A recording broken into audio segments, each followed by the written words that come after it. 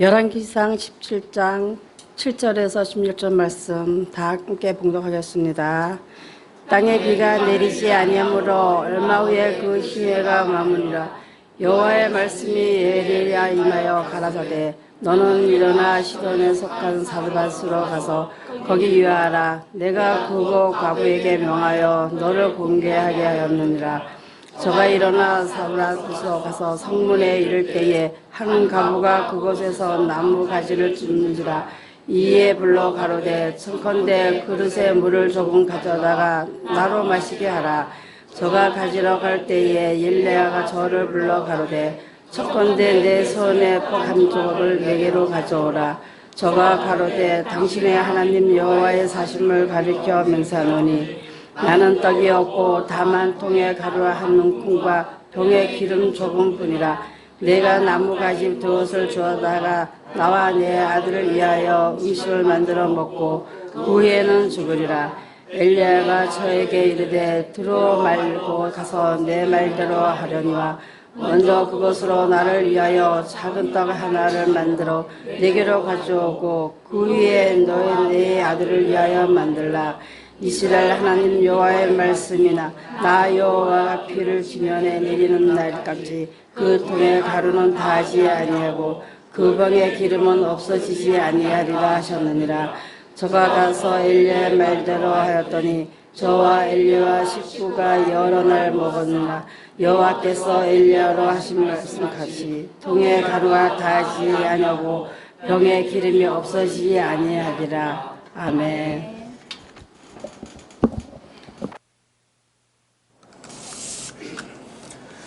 무더위 속에서 한 주간도 수고 많으셨습니다. 오늘 함께 예배하는 이 시간 통해서 하나님을 기쁘시게 하고 우리의 삶에 더 큰 기쁨이 임하는 복된 시간 될 수 있기를 원합니다. 저는 오늘 본문 말씀 가지고 하나님의 일을 위해 예비된 자라는 주제로 함께 은혜를 나누도록 하겠습니다.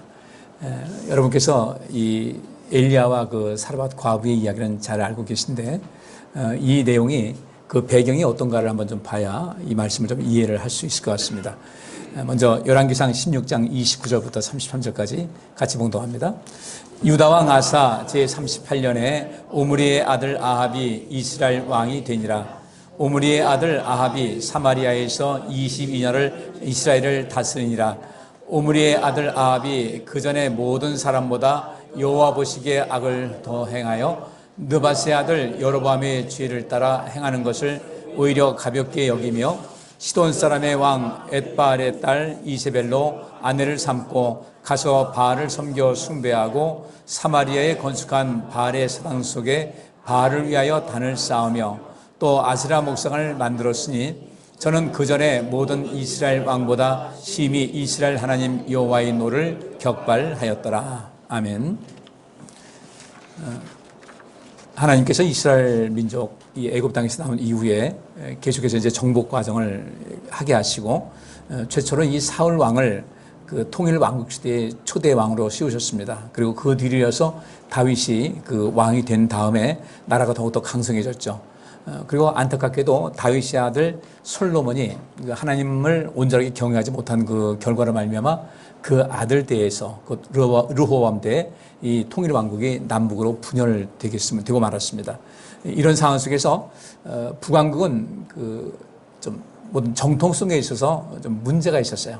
정통성에 있어서 그러다 보니까 하나님께서 인정하지 않는 그런 상황 속에서 나라가 갈려지게 되고 또 왕도 이제 하나님께서 인정하시는 그런 상황이 아닌 상태에서 무리를 했습니다. 그러니까 이 성전을 섬기는 제사장들도 자격이 없는 사람들을 세우고 또 성전에다가 이제 금송아지 만들어서 이것이 여호와라고 하는 이런 이상한 행동을 많이 하다 보니까 그 시작이 잘못되다 보니까 이 이스라엘 백성들의 그 믿음은 점점 왜곡된 방향으로 흐르기 시작했어요. 그리고 이 북이스라엘 왕국은 그게 눈에 띄게 어떤 종교 개혁을 이루는 그런 사람이 별로 없었는데 특별히 이 본문에 나오고 있는 이 아방 때에 아주 그 하나님 앞에 패역한 그런 것이 아주 극에 달하는 그런 상태가 되었습니다. 근데 놀라운 사실은 이 아방 때에 하나님께서 보시다는 아주 가장 그 악한 모습으로 있던 그때에 북이스라엘 왕국은 외교적인 면이나 또 경제적인 면이나 또 내부에서 상당히 힘 있는 그런 모습을 갖게 됐어요. 사람들이 거기에 이제 취하게 되는 거죠. 우리나라가 그렇게 강한데 외교 관계도 원만해서 뭐 별로 전쟁도 별로 없는데 또 경제적으로도 안정됐는데 이 뭐가 문제인가? 그러면서 그들은 하나님을 서서히 또 떠나게 되는 거죠. 우리 인생을 살아가면서 우리 삶이 지금 내가 외적인 면에서 내가 살아가고 있는 이런 모든 환경 속에서 뭔가 많은 것을 가지고 있다고 해서 다 온전한 것은 아니거든요. 정말 중요한 것은 우리가 하나님과 어떤 그 관계에 있는가를 살필 수 있어야 되는데, 근데 이 아하방이 왕이 된 다음에 어떤 일을 했는가 봤더니 31절 보니까 느바세 아들 여로보암의 죄를 따라 행하는 것을 오히려 가볍게 여겼다. 여로보암이 누굽니까?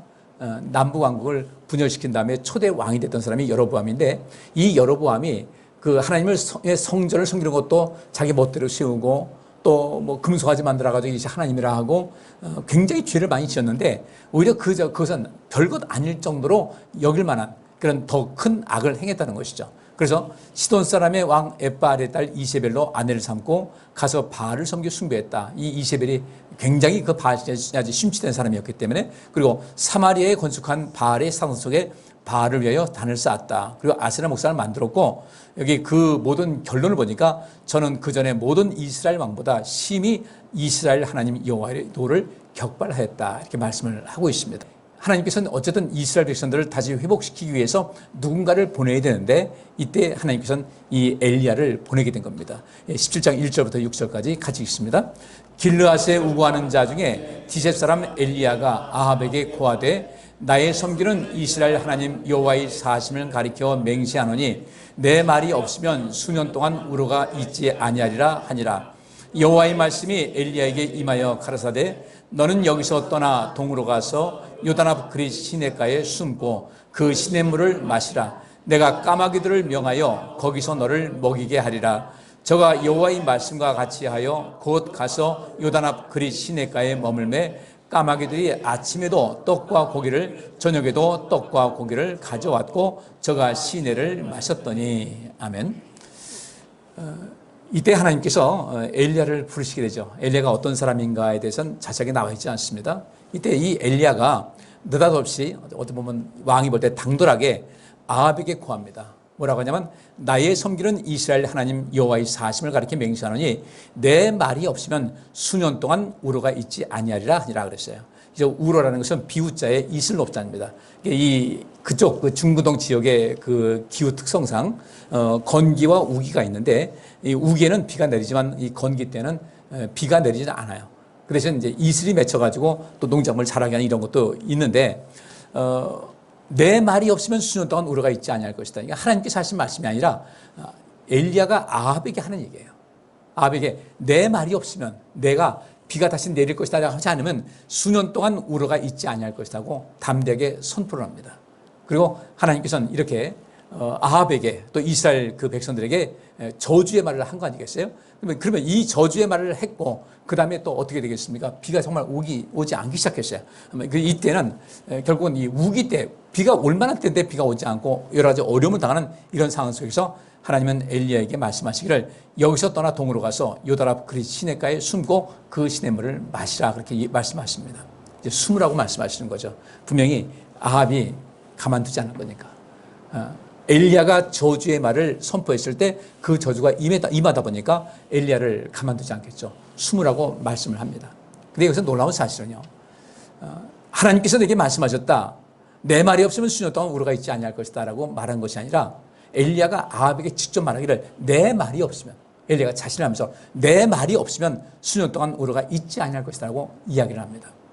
이것이 바로 하나님께서 그 백성들에게 주시는 권세라는 거예요. 그러면 이 엘리야에게 이런 권세가 있었다 할 때 우리에게는 과연 그런 권세가 없을까? 분명히 권세가 있다는 것이죠. 먼저 이 말씀 한번 살피고 넘어가겠습니다. 마가복음 11장 21절부터 24절입니다. 같이 읽습니다. 베드로가 생각이 나서 여짜오되 라삐여 보소서 저주하신 무화과 나무가 말랐나이다. 예수께서 대답하여 저희에게 이르시되 하나님을 믿으라. 내가 진실로 너희에게 이르노니 누구든지 이 산더러 들리어 바다에 던지라 하며 그 말하는 것이 이룰 줄 믿고 마음에 의심치 아니하면 그대로 되리라. 그러므로 내가 너희에게 말하노니 무엇이든지 기도하고 구하는 것은 받은 줄로 믿으라. 그리하면 너희에게 그대로 되리라. 아멘.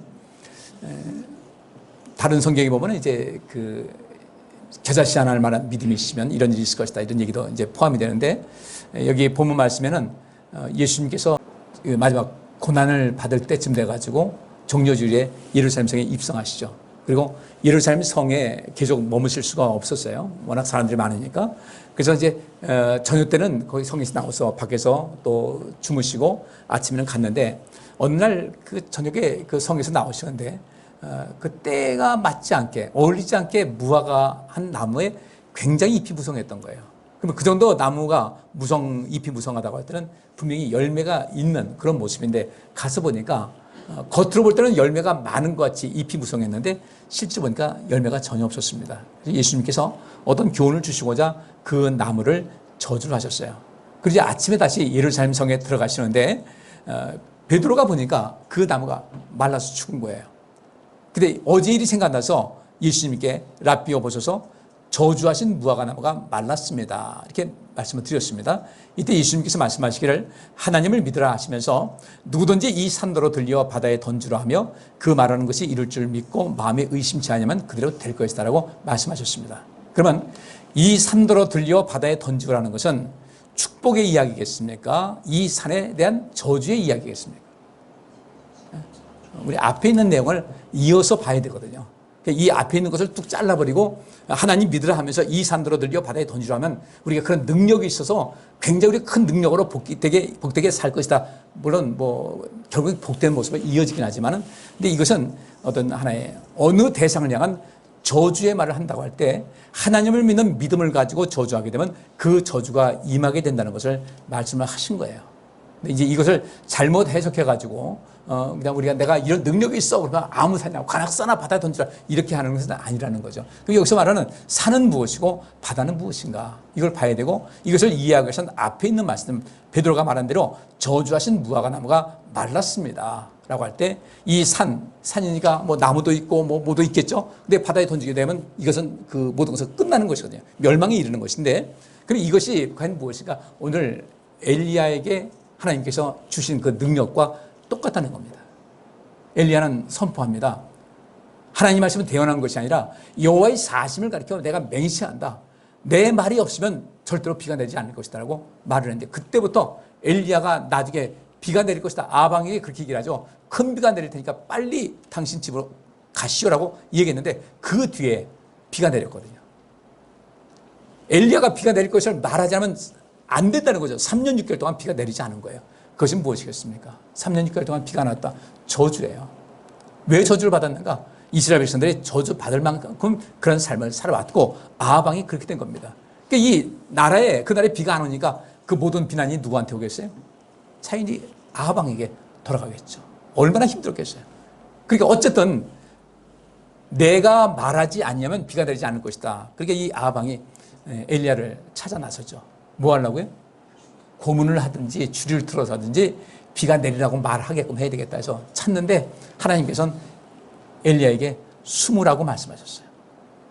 그리 시내가에 숨어라. 그때 이제 비가 올 때고 거기 물이 흐르고 거기서 물을 마시는데 우리가 말씀 본 대로 까마귀를 동원해서 그에게 이제 모든 것을 먹이겠다는 그런 말씀을 해 주시지 않습니까?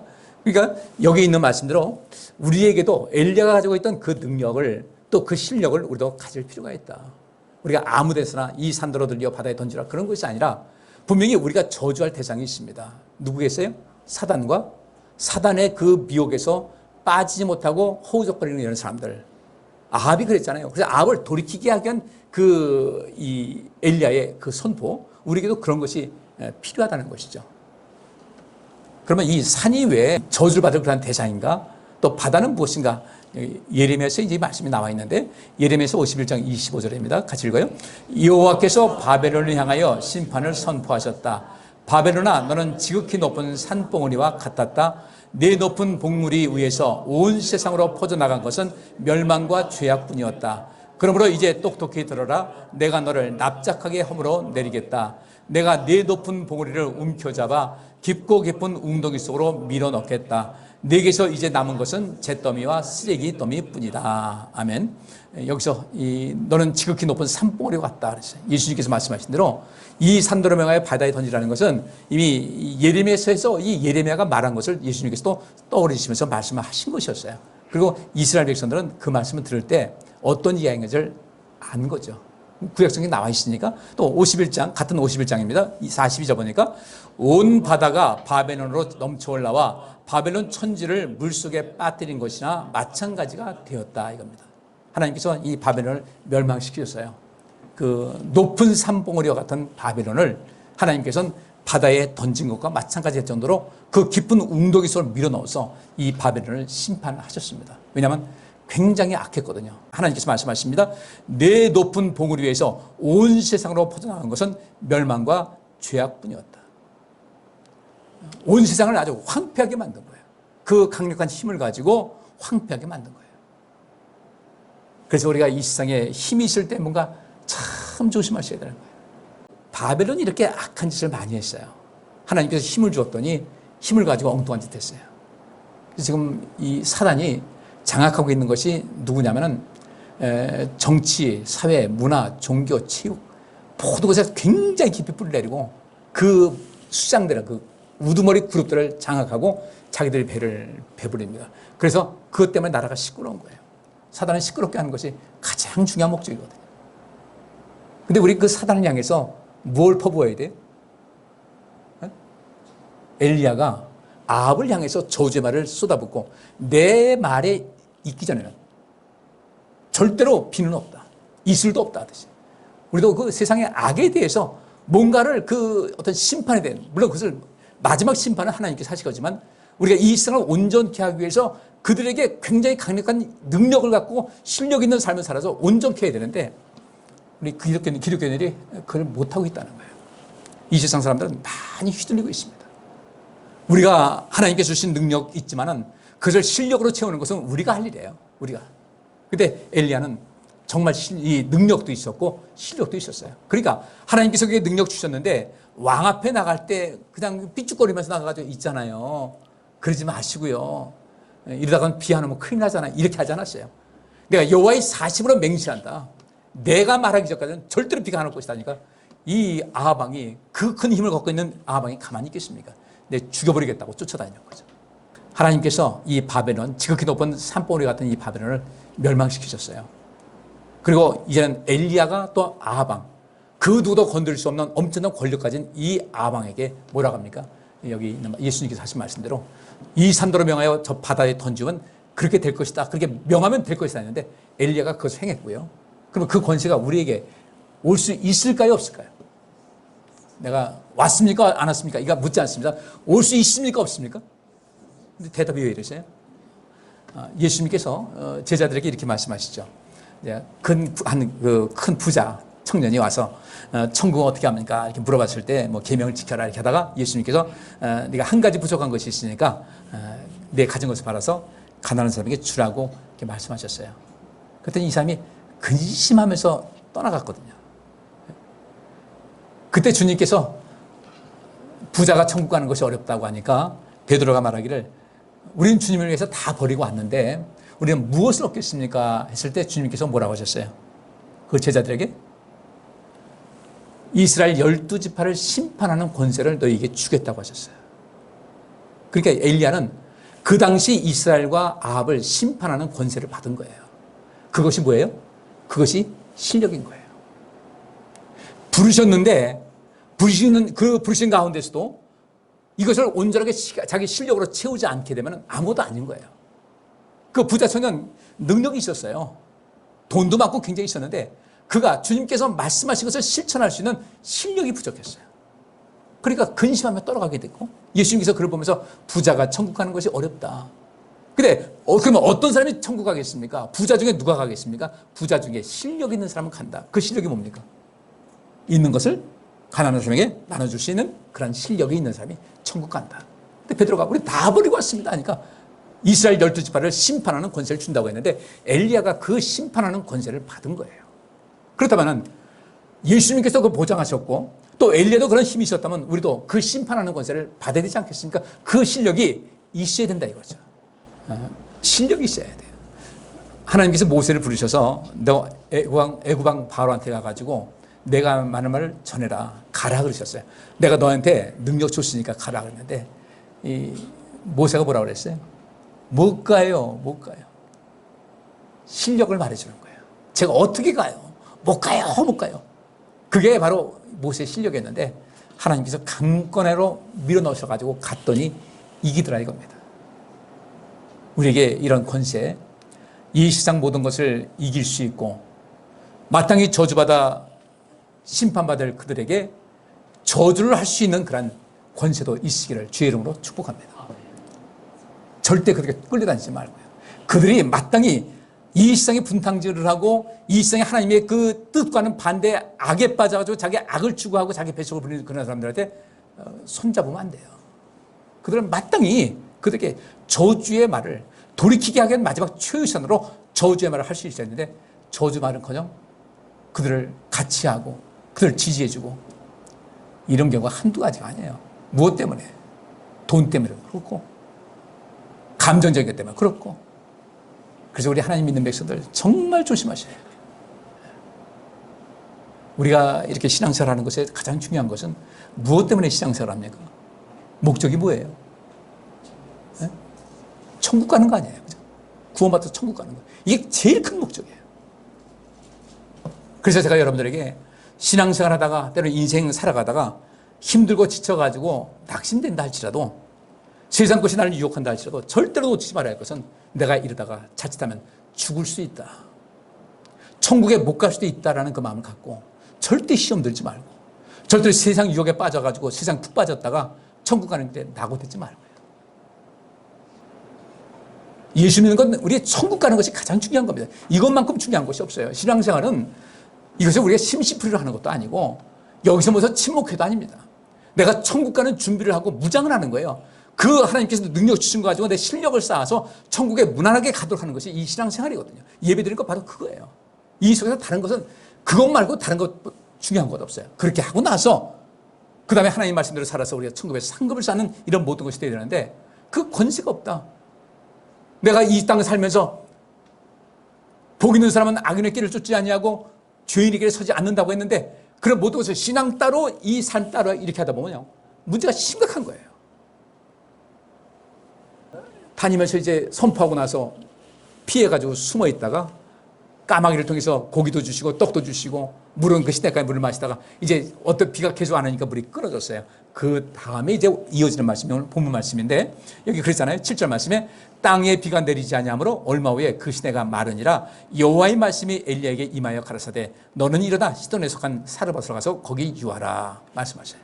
하나님께서는 얼마나 세밀하신지 시냇가에 물이 딱 마르니까 하나님께서 피할 곳을 마련해 주시는 겁니다. 사르밧으로 가라. 그럼 이 사르밧은 어디입니까? 이스라엘 땅이 아니거든요. 이방 땅이에요.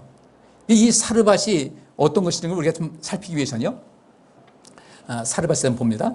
사르밧은 염색하다는 뜻에서 온 명칭인데 따라서 사르밧은 두로와 시돈 등과 마찬가지로 베니게의 명물인 염료 생산지였음을 알 수 있다. 이 성읍은 헬라어로는 사렙다로 불리는데 이따 말씀 볼 겁니다. 이 사렙다 과부 얘기가 또 나옵니다. 오늘날의 그 수라펜드라는 곳은 이제 지명이 나와 있습니다. 두로와 시돈 가운데쯤에 위치한 지중해 연안의 도시예요. 지중해를 연하고 있는 그런 도시입니다. 지금도 여전히 그 도시가 있어요.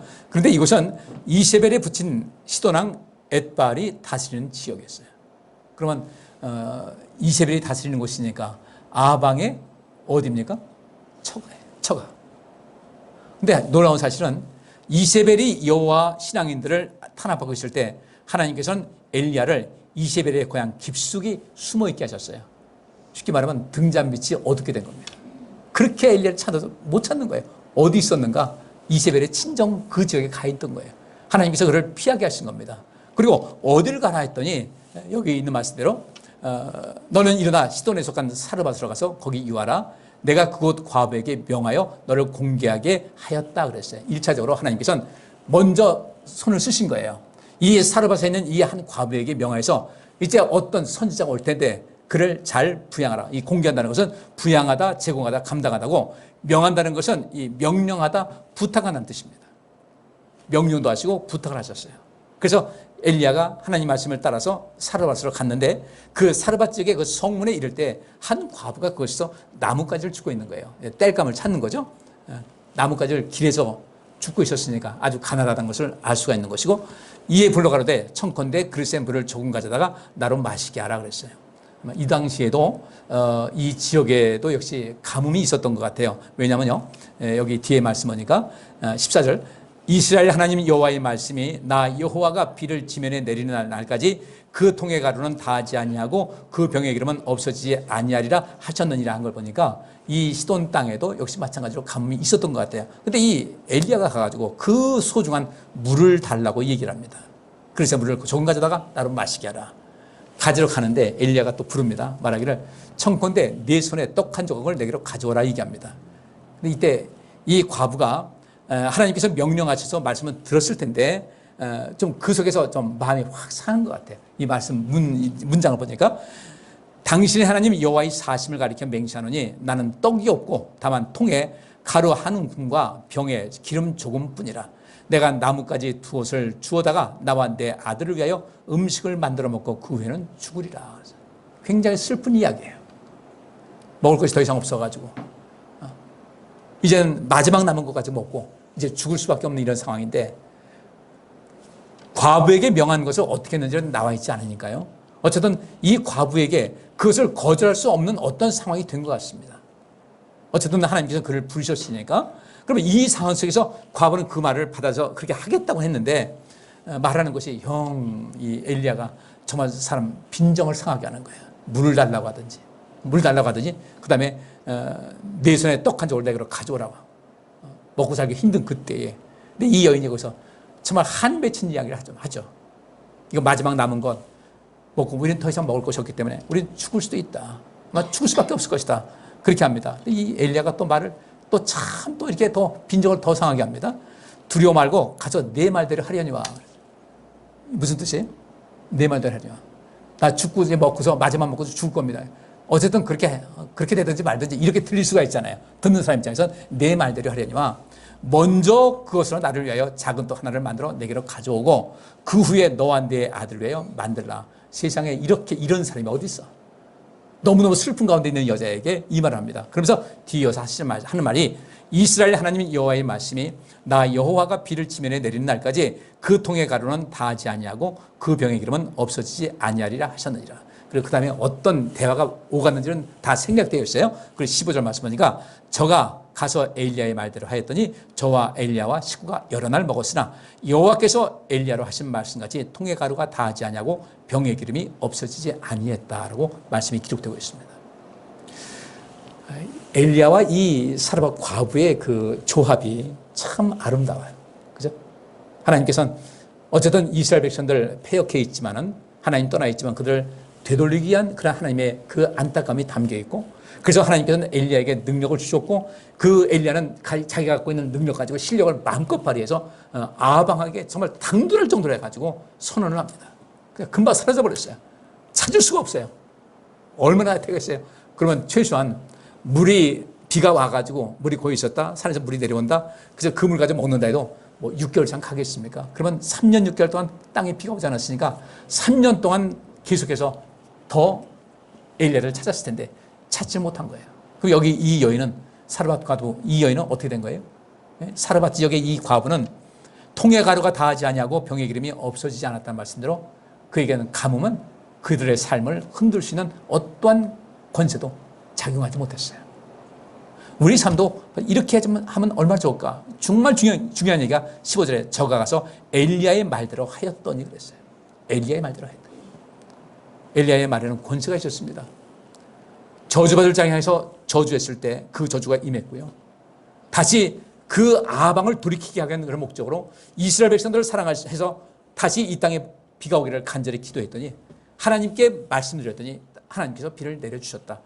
그들은 돌아오지 않았지만 엘리야의 말대로 한 사람들은 또 엘리야의 말대로 한 이 사르밧 과부는 삶 속에서 부족함이 없는 그런 삶을 살게 되었다는 이 사실을 꼭 기억해야 될 줄 믿습니다. 엘리야도 필요하고요. 이 엘리야가 사명을 감당할 수 있도록 숨어 지내면서 안전하게 지킬 수 있는 그런 모든 것이 이 필요한 것인데 이때 그 사르밧 지역의 한 과부를 통해서 이런 역사가 있었어요. 엘리야의 그 능력과 실력도 갖추시고 이 사르밧 과부같이 하나님의 말씀, 하나님의 종인 이 엘리야의 말대로 행함을 통하여 자기 자신도 지키고 자기 아들도 지키고 자기 삶에 보장받은 것 같이 이 두 가지 모든 면을 온전히 충족하며 사는 여러분들 되시기를 간절히 바랍니다. 이 이야기를 예수님께서 말씀하셔요. 마지막 장면인데 누가복음 4장 25절부터 27절. 내가 참으로 너희에게 이르노니 엘리야 시대에 하늘이 새해 6달을 닫히어 온 땅에 큰 흉년이 들었을 때에 이스라엘에 많은 과부가 있었을 때 엘리야가 그중 한 사람에게도 보내심을 받지 않고 오직 시돈 땅에 있는 사렙다의 한 과부에게 뿐이었으며 또 선지자 엘리사 때에 이스라엘에 많은 문둥이가 있었을 때 그 중에 한 사람도 깨끗함을 얻지 못하고 오직 수리할 사람 나아만 뿐이니라. 아멘. 여기서 아주 의미 있는 이야기입니다. 두 사람을 예수님께서 예를 드셔요. 여기서 이제 사렙다 과부, 이게 사르밧이라는 그 이름과 똑같다고 말씀드렸어요. 사렙다의 한 과부. 그 다음에 이 나아만이라는 이 사람, 두 사람이 얘기하는데 똑같이 이방인이었어요. 근데 이 말씀을 예수님께서 왜 하셨는가 보면 예수님께서 이방인들에게도 주의 자비와 사랑을 베푸시고들 치료하시고 하니까 주변 사람들이 이제 좀 못마땅한 눈치를 가지고 바라봅니다. 저 이방인들 사랑하지 않은 것들 돌본다고. 이때 예수님께서 그들에게 깨우침을 주시려고 너희들 그런 소리 하지 말아라. 너희들 커 보인다 할지라도 실제로 옛날에 옛시절 엘리야 시대의 하늘이 새해 6달을 닫히어 온 땅에 큰 흉년이 들었을 때 이스라엘에 많은 과부가 있잖아요. 얼마나 과부가 많았겠냐. 근데 엘리야가 보냄받은 그 사람은 시돈 땅에 있는 사렙다의 한 과부뿐이었다. 이스라엘 땅에는 이 사렙다의 이 과부만큼 그릇이 있었다 없었다? 없었다는 거예요. 그리고 있었다 할지라도 이 사렙다 과부에게 이 보냈을 때 이 과부가 엘리야를 살렸다는 것이죠. 또 엘리사 때도 마찬가지. 많은 그 문둥병자가 있었지만은 그 속에서 고침받은 사람은 이방인이었던 나만 뿐이었다. 이방인이라고 함부로 하지 말라고 하시면서 이 말씀을 주셨어요. 이때 이 말을 들었던 사람들이 이스라엘 땅에 과부가 많았는데 오직 사르밧 과부 하나 있다. 이스라엘 땅에 문둥이가 있었는데 아무도 치료받지 못했는데 나만만 치료받았다니까 여기서 독이 올라가지고요. 예수님을 죽이자고 덤비고 예수님께서 피하시고 이런 과정이 여기 나오고 있는데 우리가 여기서 관심 가질 것이 뭐냐면 이스라엘에 많은 과부가 있었을 때 보냄받은 사람은 시돈 땅에는 사렙다의 한 과부였다. 우리 이 많은 과부 중에서 사렙다의 한 과부에게 하나님께서 집중하시듯이 여러분들 이 사렙다의 한 과부, 이방 사람이던 나만 같이 하나님의 은혜를 부음받기에 합당한 삶을 살아가시기를 주의 이름으로 축복합니다. 나는 뭐 신앙생활 몇 년 차다, 몇 년 차다 이거 따지고 다녀요. 많은 이스라엘 사람들에게 굉장히 많은 과부가 있었는데 보내심을 받지 않고 이 엘리야를 보내셨을 때 그 보내신 그 사람, 엘리야를 지킨 그 사람은 이방 땅에는 한 과부였다는 것을 말씀하시면서 이 과부가 얼마나 큰 일을 했는가를 이야기를 하고 있어요. 우리도 그런 존재가 되자는 거예요. 우리 신앙을. 주님께로부터 인정받는 그런 신앙. 엘리야와 같은 그런 담대함과 악을 향해서 담대하게 저주와 심판을 외칠 수 있는 그런 용기, 그 실력. 그 다음에 아무것도 가지지 못하고 이제 먹을 것은, 남은 것은 한 끼 식사. 자기 아들과 이제 먹고서 이제 죽을 수밖에 없는 이런 상황. 과부니까 얼마나 삶이 고단했겠어요?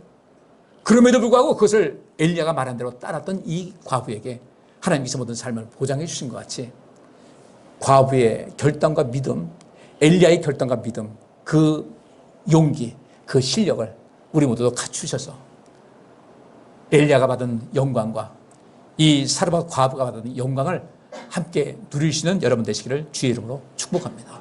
예수님께서 오죽하면 이 사렙다 과부, 곧 이 사르밧 과부를 예수님께서 불러 말씀하셨겠어요. 그 많은 과부 중에 이 과부가 최고였다는 거죠. 그가 많은 것을 가지고 있어서 베푼 것도 아니었다. 마지막 남은 그 한 끼 식사, 그것 가지고도 나눌 줄 알았던 이 과부가 엘리야의 말대로 했더니 그의 삶이 보장받았더라. 우리도 그런 삶을 살아가셔서 그냥 무늬만 신앙인 말고 우리 뼛속 깊이 주님의 은혜가 가득한 이런 삶을 살아가는 여러분 되시길 주의 이름으로 축복합니다. 요즘 순살 아파트라는 말 들어보셨죠? 아세요? 순살 치킨은 뭐예요? 뭐가 없어요? 뼈가 없죠. 그 먹긴 참 좋죠. 그 순살 아파트가 뭐겠어요? 철근 빼먹어가지고 주저앉은 아파트를 순살 아파트라고 하는 거예요. 철근이 없어. 그다 아파트 주저앉는 거예요. 우리도 이 뼈, 신앙의 뼈대가 든든해가지고요. 흔들림이 없어야 돼요. 어떤 경우도 흔들림 없이. 뼈를 든든하게 하시고 근육도 키우시기 위해서 우리의 믿음이 엘리야와 같이 이 사르밧에 있는 한 무명의 한 과부와 같이 주님께로부터 그 모든 것이 영원토록 기억된 바 되시고 기념할 수 있는 그런 삶을 살아가시기를 주의 이름으로 축복합니다. 기도합니다. 하나님 감사합니다. 오늘도 저희에게 귀한 시간 주심을 감사합니다. 엘리야가 온 세상을 심판할 권세를 갖고 이 산더러 명하여 저 바다로 던지라 했을 때 하나님께서 응답하시고 그 모든 역사를 이루신 것 같이 우리에게도 그런 큰 권세가 있기를 원합니다. 그 권세를 수유할 수 있기를 원합니다. 우리에게 능력과 더불어 실력도 있기를 원합니다.